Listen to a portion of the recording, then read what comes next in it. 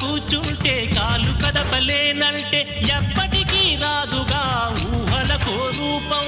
బతుకు నీది అనుకుంటే భవిత నీది అనుకుంటే భయపడక వెలిగించే నెత్తురుతో దీపం.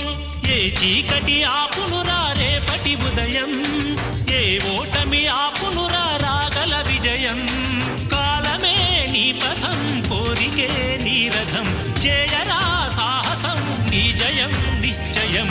అనుకుంటే కానిది ఏమున్నది, మనిషి అనుకుంటే కానిది ఏమున్నది.